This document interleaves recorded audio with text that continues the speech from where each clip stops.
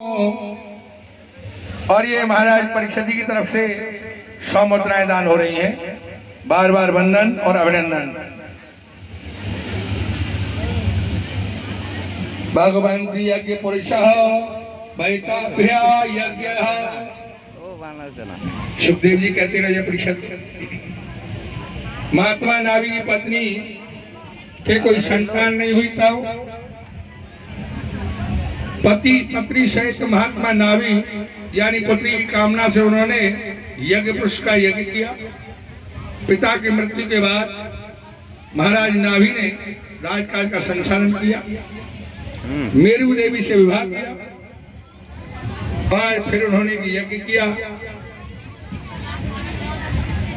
तब नाभि ने एक विष्णु यज्ञ किया। यज्ञ के पूर्ण होने पर भगवान श्री हरि प्रकट हुए और कहा, राजन मैं तुम्हारी भक्ति से बड़ा प्रसन्न हूं, कोई वरदान मांगो। तब राजा नाभि ने कहा, प्रभु आप जैसा भी पुत्र चाहता हूं।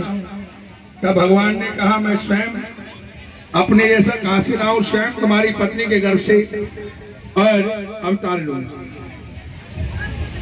9वें मास में गर्भ दे मेरु देवी के गर्भ से जन्म हुआ, उनका नाम ऋषभदेव पड़ा। पिता के राज को कर्म भूमि समझ करके उन्होंने संचालन किया। एक बार पिता के राज में बारिश नहीं हुई तो महाराज ऋषभदेव ने स्वयं बारिश कराई। हे राजन परीक्षित, उस समय महाराज ऋषभदेव ने राज को सौंप करके मेरु देवी के साथ बद्रिकाश्रम में जाकर के समाधि योग द्वारा नारायण में लीन हो गए। पिता के राज का कर्मभूमि समझ करके ऋषभदेव ने और राजकाज का संचालन किया। कुछ समय बाद और गुरुकुल गुरु में जाकर के विद्याधन की और गुरुकुल से लौट करके गृहस्थी बसाने के लिए इनकी पुत्री जयंती से उन्होंने विवाह किया। जयंती से 100 पुत्र हुए, जिनमें महाराज भरत सबसे बड़े थे, जिनके नाम पर आज भारत देश का नाम भारत पड़ा।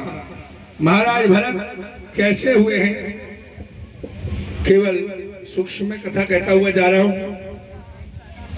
महाराज भरत ने विचार किया कि मैं अब किसी में अपनी आसक्ति नहीं बनाऊंगा,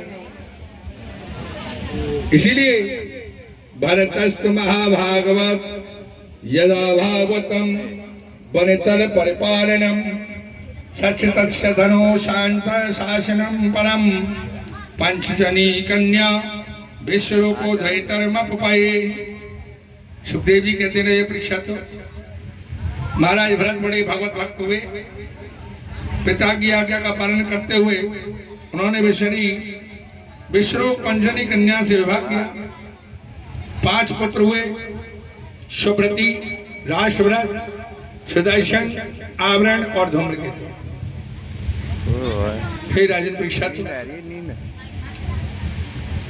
जो अपने पिता के समान थे। सबसे पहले इस देश का क्या नाम था?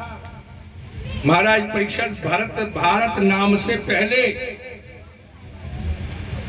इस देश का क्या नाम था? 51 रुपए गद्दी से पुरस्कार लेंगे जो बताएगा किस भारत से पहले इस देश का क्या नाम था।